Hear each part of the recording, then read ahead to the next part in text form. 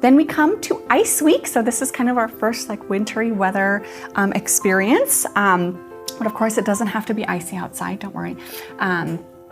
Any chance that can be on the replay library, the watercolor video? Great question. Yes, over time we will, any of those public videos we can also get on the replay library, so they're all in one spot. That's a great recommendation. So Ice Week, we have a preview of our activities this week, and our story is, of course, the Winter King has come to Wondergarten. So everything is cold and everything is icy, and Puddlebloom's pond is now frozen solid. And one thing leads to another, and then the gnomes have a really fun time skating on the ice. So this is just a really fun, sweet story of gnomes ice skating. The song here is really, really fun to just put on and let children dance at like they're skating. We go back to this one all the time. So for our circle time, I often just do free skate for circle time and turn on the skating song and just let them to and fro around we go. It's just a really lovely song to let them get their wiggles out, pretend like they're skating with their friends.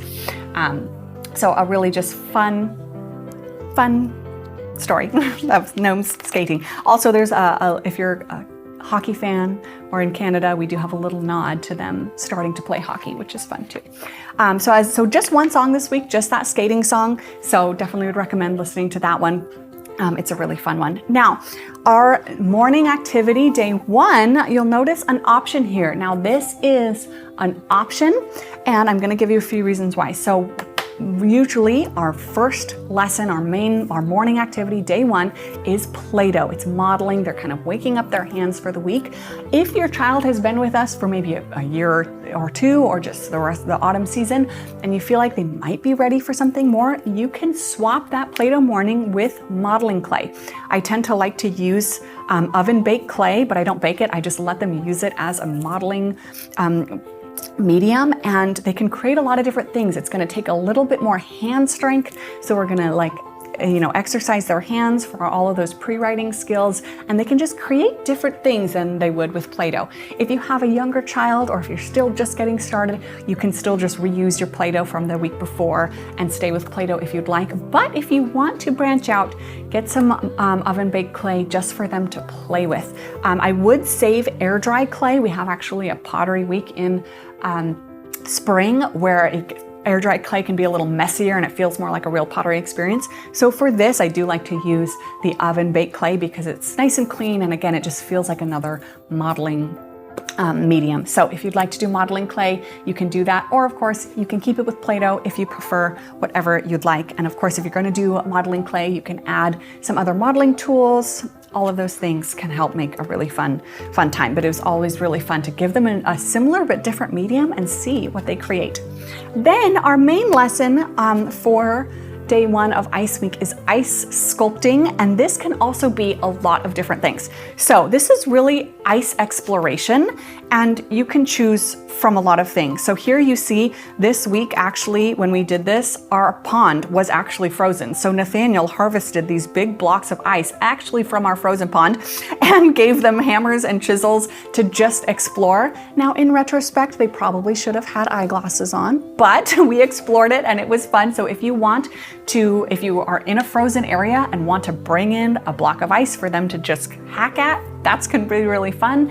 If you want to freeze a block or a bowl of ice for the same thing, ice chiseling, that can also be really fun. But I also have a few other options. If you want to freeze little toys in ice for them to like rescue them out of the ice. If you want to make a little small world ice rink for them to like play and skate on with your little wooden friends, you can do that. If you want to, we have some ice cube painting later, but if you want to have them paint on the ice, there's kind of a few different ways you can do ice painting. So if you want to give them some paints to paint on a block of ice to see what happens, you can do that.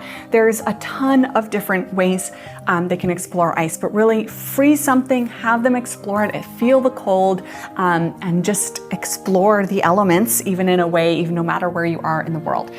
So this is a really fun, just free explore. I have some options here. You can do whatever you'd like, whichever sound fun. Yeah, last year someone froze water in a sand castle bucket and it was so cute. Yes, you can make the crystal ice castle that the Winter King and the Snow Queen live in. Tons of opportunity for imagination here as well. So I love that. I love that option. Then our morning activity for day 2, we're going to start a 2-part activity for our frozen frosted branches. Now this is really a science experiment activity, and it will have to be done with some care to be done safely. But then I also encourage you to approach it as a science experiment and not necessarily, I guarantee this will turn out exactly this way. This is an experiment, so approach it as such. But we're going to make a borax solution and dip some branches in, or if you don't have branches, you could do pipe cleaners or anything you could put in there, and then overnight these beautiful crystals grow, and then we're going to put those into a little winter mobile. So a few things to be aware of. We don't necessarily want children getting their hands or breathing in a ton of borax, because that's not going to be great for them. So when you make the borax solution, do that aside because it involves hot water and borax. But once you have that prepared, you can bring it to them and they can tie their little branches or their pipe cleaners on a stick and gently lower it into that jar and then watch and see what happens. So I do have a lot of tips here, so be sure to just read through this to see what you want to do. We used twine or copper wire, was really nice to be able to easily just dip some things in. And a tip, be sure to put hot water on the borax to dissolve it immediately. One time I tried to put cold water and heat it up. That does not work. So I have some tips on here to make your solution. Be careful with it. Set it out for your kids to gently do. And some people might choose to skip this activity altogether because it's a little more involved. It kind of feels a little, it's just a little more. So if you feel like, not for us, you can totally skip it, totally fine. But if you're up for it, it's a really, really beautiful thing that they end up making. And then our baking day, Wondergarten wheat bread.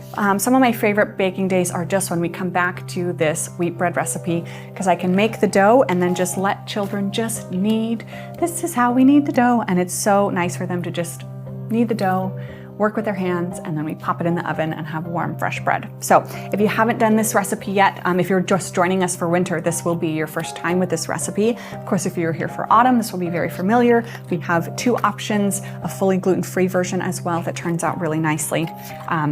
So again, like I said, for doing a yeast bread with children, I like to make my dough ahead of time and then they can punch it and knead it, and it's very simple and very successful for them.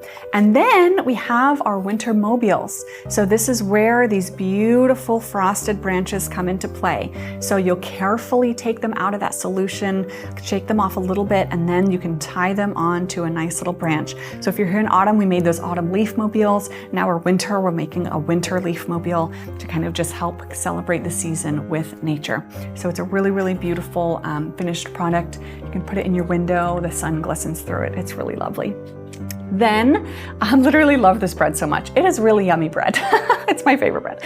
Our main lesson for painting day is ice painting. Now this one will take a little bit of preparation. So make a little mental note that you'll need to prepare for this activity the day before because your paints need to freeze. So this is where we just mix up liquid watercolor paint. So if you have the Stockmar jars of kind of that thick liquid paint, you're gonna mix it up and then pour it into your little ice cube trays and put your little popsicle sticks and freeze the paint. Now, if you don't have those specific Stockmar, you can just mix up another watercolor, get it really nice. If you just make pigmented water, I think also some people have used food coloring. So really the idea here is just get some colored ice. And then the next day, prepare for wet on wet watercolor. So soak that paper. You actually want that paper really nice and soaked because then the ice just glides. And this also is an activity that I absolutely love to kind of do a little bit of an assessment on the child of how they are doing with crossing the midline. So when a child is young, they'll tend to kind of stay, our brain has 2 hemispheres, and they'll kind of tend to stay on each side. And once they begin to cross their body, physically cross the midline of their body, it really does something with our brains. Those hemispheres begin to fire across, and it really is kind of a marker of brain development. So when you give each child one color in each hand, you can kind of see if they've just stayed here or if they've begun to cross the midline confidently. So if you're wanting to just kind of check in to see where your child is, or if you're in a preschool setting or something like that, this is a really great activity for that, to just see how the child is using their hands, how they're crossing the center of their body, how their little brains are firing. It's a really, really great way to see. And when I've done it with multiple age children, you can kind of see, I can tell that was the 3-year-old, it's 2 colors here. Oh, I can tell that was the 4-year-old. Oh, I can tell that was the 6-year-old. Really how they're doing this. And I love singing or playing the skating song as we do this, so they feel like they're twirling and skating upon the frozen little paper. It's a really, really lovely one. So for this one, I do red and blue because those come together to make purple, and it's still a very wintry color. But you can also, the red can represent Thumbkin, the blue could represent Puddle Bloom, and you can even tell the story about these 2 gnomes skating on the ice together. If you want to do another color to represent another gnome, you can. One year I did yellow and green, but then it felt a little too springy for me in January. So I like the red and blue to make purple. So you can choose whatever colors you like, but just kind of think about what those 2 colors will mix to create. And lots of comments here. And it's really, really fun, and it's a nice free activity. Can you use the dried orange slices and cranberries for the borax activity? I don't know, I've never tried those. My hunch would be probably those wouldn't be the most successful, but you could give it a try.